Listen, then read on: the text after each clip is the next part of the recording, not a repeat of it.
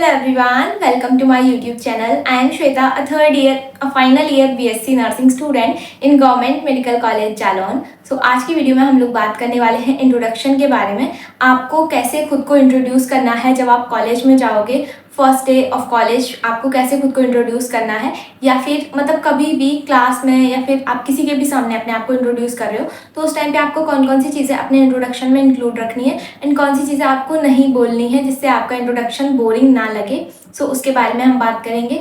And देखो, काफ़ी सारे बच्चे पूछ रहे हैं जो अभी स्टूडेंट स्टे राउंड में पार्टिसिपेट करेंगे तो उनके लिए उनका कॉलेज कब स्टार्ट होगा। तो जब आप लोग कॉलेज में रिपोर्टिंग करवाने जाओगे तो उस टाइम पे आप पूछ लेना वहाँ पे कॉलेज में कि हमको कब आना है कॉलेज ज्वाइन करने के लिए। तो ये वाली चीज़ आप कॉलेज में कंफर्म कर लेना। और अभी हम आते हैं इंट्रोडक्शन पे। तो जब भी आप इंट्रोड्यूस कर रहे हो खुद को, चाहे आप कॉलेज में कर रहे हो कहीं पे भी हो, तो उसमें आपको याद रखना होता है कि आपको बहुत ज़्यादा अपने इंट्रोडक्शन जो है उसको बहुत लंबा नहीं रखना होता, क्योंकि जब आप बहुत ज़्यादा टाइम तक बोलोगे तो लोग उतना इंटरेस्टेड भी नहीं रहेंगे आपको सुनने में। और दूसरी चीज़ कि आप 2-4 चीज़ें ही रहती हैं जो आपको इंक्लूड करनी होती है। मेन आपका नाम हो गया, आपकी एजुकेशन, उसके अलावा आपकी जो हैबिट्स हैं या फिर आपने कोई स्पेशल स्किल सीखी है तो उसके बारे में आप बता सकते हो। एंड आप अपनी कुछ गुड क्वालिटीज़ के बारे में बता सकते हो। और आप जिस एरिया से हो, जिस लोकेशन से हो, वहाँ की अगर कोई स्पेशलिटी है तो उसके बारे में आप बता सकते हो। इसके अलावा आपको कुछ नहीं करना, मतलब इतनी ही चीज़ें हैं जो आपको इंट्रोडक्शन में इंक्लूड करनी होती हैं। एंड कोशिश करना कि अपना इंट्रोडक्शन शॉर्ट और कंसाइज रखो, जिससे लोग जो सुन रहे हैं उनको याद भी रहे और उनको थोड़ा इंटरेस्टिंग भी लगे। अब यहाँ पे इंटरेस्टिंग बनाने के लिए आप जैसे जिस एरिया से हो उस एरिया की कोई स्पेशलिटी है तो उसके बारे में आप बता सकते हो, ठीक है। और आपने जो भी स्किल सीखी है अलग से, अगर सीखी है तो ठीक है, आपको पता है कुछ नया आपको आता है तो आप उसके बारे में बता सकते हो, पर अगर नहीं आता तो कोई बात नहीं। और दूसरी सबसे इम्पॉर्टेंट चीज़, जब आप इंट्रोड्यूस करते हो खुद को तो ज़रूरी नहीं है कि आप इंग्लिश में ही खुद को इंट्रोड्यूस करो, क्योंकि ऐसे बहुत सारे बच्चे होते हैं जो खुद को इंग्लिश में इंट्रोड्यूस नहीं करा पाते हैं एंड उतने कॉन्फिडेंट भी नहीं होते हैं कि वो इंग्लिश में बात कर सकें। और जब क्राउड होती है आसपास, बहुत सारे स्टूडेंट्स होते हैं या फिर टीचर्स रहते हैं, तो उस टाइम पे तो बच्चे और लो कॉन्फिडेंस फील करते हैं। तो अगर आप इंग्लिश में खुद को इंट्रोड्यूस कर नहीं पा रहे हो तो कोई बात नहीं, कोई ज़रूरी नहीं है आप इंग्लिश में ही खुद को इंट्रोड्यूस करोगे। आप जिस लैंग्वेज में कंफर्टेबल हो उस लैंग्वेज में इंट्रोड्यूस करो खुद को। बट कोशिश ये करो कि अगर आप हिंदी में खुद को इंट्रोड्यूस कर रहे हो तो आप प्रॉपर हिंदी में ही इंट्रोड्यूस करो, एंड अगर आप इंग्लिश में कर रहे हो तो प्रॉपर इंग्लिश में।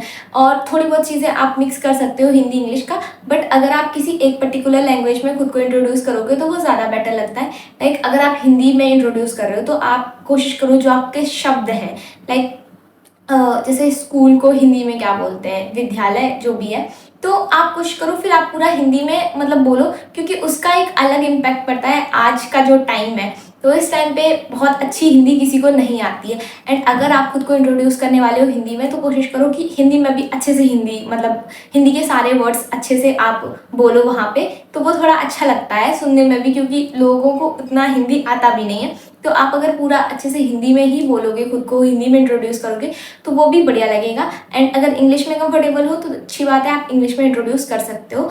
तो लैंग्वेज के पीछे बहुत ज़्यादा परेशान नहीं होना है कि मुझे इंग्लिश में नहीं आता तो मैं कैसे करूँगा। तो आप कुछ जिस लैंग्वेज में आप कंफर्टेबल हो उसमें आप इंट्रोड्यूस करो, बट कोशिश करो कि जो ऑडियंस है तो उसको समझ में आ जाए। मेन इंट्रोडक्शन देने का यही पर्पज़ है। उसके अलावा जैसे आपका जो भी नाम है, आपको पहले अपना नाम बताना है, आप अपनी जिस लोकेशन से हो उसके बारे में बताओगे, और अगर उस एरिया का कोई स्पेशलिटी है तो उसके बारे में आप बता सकते हो। उसके बाद आप अपनी स्टडीज़ के बारे में बताओ कि आपने जहाँ से भी अपना 10th 12th पास किया है तो उसके बारे में आप बता सकते हो, ठीक है। एंड अगर आपने इसके साथ कोई एडिशनल कोर्स किया है या फिर कोई स्किल सीखी है तो आप उसके बारे में बता सकते हो। उसके अलावा आप क्या बता सकते हो, आप अपनी हैबिट्स बता सकते हो जो अच्छी हैबिट्स है, या फिर आप कह लो कि जो गुड क्वालिटीज़ हैं आपके अंदर, तो आप उसके बारे में भी बता सकते हो। तो यही कुछ चीज़ें होती हैं जो आपको इंट्रोडक्शन में मेंशन करनी होती हैं। और उसके अलावा जैसे स्पेशली नर्सिंग की बात करूँ तो जब आप यहाँ पे आओगे तो आपसे ये वाला क्वेश्चन तो मैंडेटरी है कि पूछा ही जाएगा कि आपने नर्सिंग क्यों चूज़ किया। तो कोशिश करना कि उसका एक अच्छा सा आंसर आप दे पाओ, एंड जो जेन्युइन हो। ऐसा नहीं है कि दूसरे लोग ये बोल रहे हैं तो इसलिए आप बोल रहे हो, आपका जो पर्सपेक्टिव है नर्सिंग को चूज़ करने का तो वो आप बता सकते हो। एंड ये वाला क्वेश्चन पूछा ही जाएगा।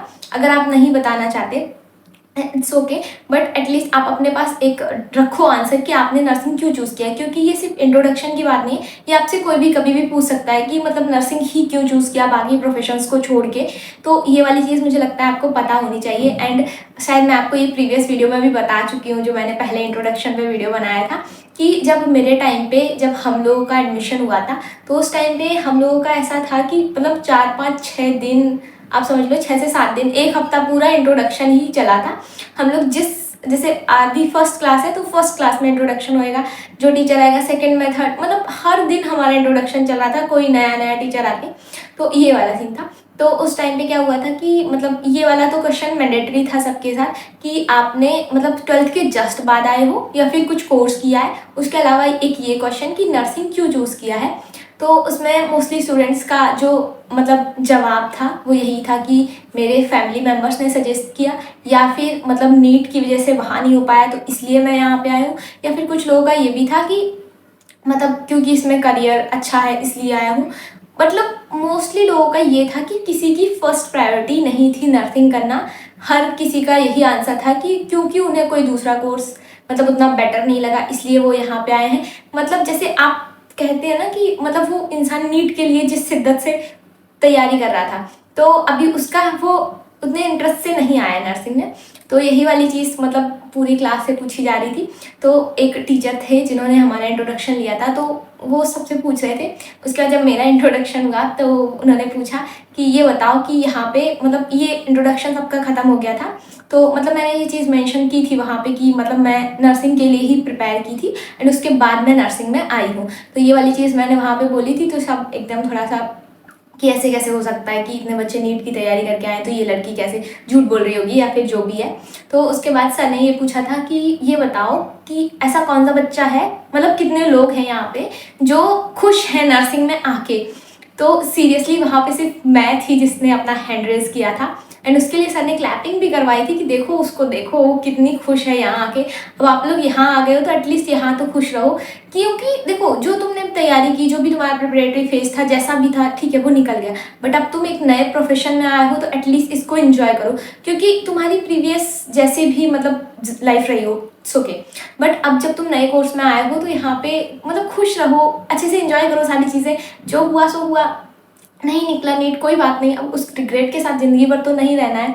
तो ये वाली चीज़ मैं इसलिए यहाँ पे बता रही हूँ क्योंकि बहुत सारे बच्चों का भी अभी मे बी जो लोग नीट लाइक जिनका नीट नहीं हुआ है इस वजह से वो नर्सिंग में आए हैं या फिर उनका जो भी रीज़न रहा है। तो ये चीज़ मैं इसलिए बोल रही हूँ कि अब आपकी जो भी प्रीवियस लाइक आपका जो भी था ठीक है अब वो हो गया, अब आप इस कोर्स में आए हो तो प्लीज़ इसको एंजॉय। मतलब मेरा कहने का ये है कि जब आप इस फील्ड में या फिर इस प्रोफेशन में आ गए हो तो आप अच्छे से इसको एंजॉय करो। एंड ये जो फर्स्ट डे रहेगा आपका ओरिएंटेशन वाला, मे बी कुछ लोगों का ओरिएंटेशन हो गया होगा क्योंकि ये वीडियो थोड़ी सी लेट हो गई है, बट इंट्रोडक्शन अभी मे बी आपका चल सकता है तो इसलिए मैंने ये वाली वीडियो बना दी है। बाकी देखो इंट्रोडक्शन के लिए ज़्यादा परेशान नहीं होना, जैसा आपको समझ में आ रहा है वैसा आप बोल के आ जाओ। बस ये 4 5 चीज़ें जो मैंने बताई हैं तो ये चीज़ें आप वहाँ पे मेंशन कर देना, बस इससे ज़्यादा कुछ नहीं करना है। लैंग्वेज के लिए किसी को परेशान नहीं होना है।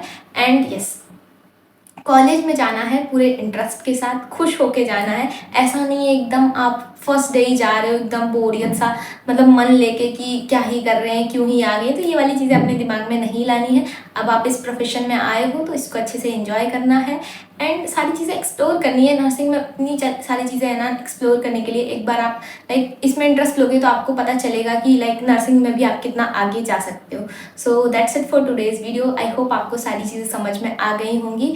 एंड स्पेशली मैंने मेंशन किया है कि इंटरेस्ट लेना है, ठीक है, इंटरेस्ट लेना है नर्सिंग में, तभी आप आगे तक जा सकते हो। क्योंकि अगर आप इंटरेस्ट नहीं लोगे तो सीरियसली आप वैसे भी आगे तक नहीं जा पाओगे। फर्स्ट ईयर वाला फेज़ अगर एक बार निकल गया, निकल ही जाएगा ऑब्वियसली 1 साल बाद, तो उसके बाद आपके पास रिस्पॉन्सिबिलिटी ज़्यादा रहेंगी, काम भी ज़्यादा रहेगा, शायद आप इसको उतने अच्छे से एंजॉय नहीं कर पाओगे। तो अपने फर्स्ट ईयर को बहुत अच्छे से एंजॉय करना है, ये मैं फर्स्ट डे ही बता रही हूँ ताकि बाद में आपके पास ये वाला रिग्रेट ना रहे कि हमने ये टाइम गवा दिया है। तो या कोई भी चीज़ नहीं समझ में आई है तो आप लोग पूछ सकते हो कमेंट बॉक्स में। बाकी ये वीडियो कैसा लगा है ये भी बताना है कमेंट बॉक्स में, एंड इस वीडियो में क्या इंप्रूवमेंट चाहिए वो भी आप बता सकते हो। सो आज की वीडियो का इतना ही है, मिलता है नेक्स्ट वीडियो में, बाय बाय।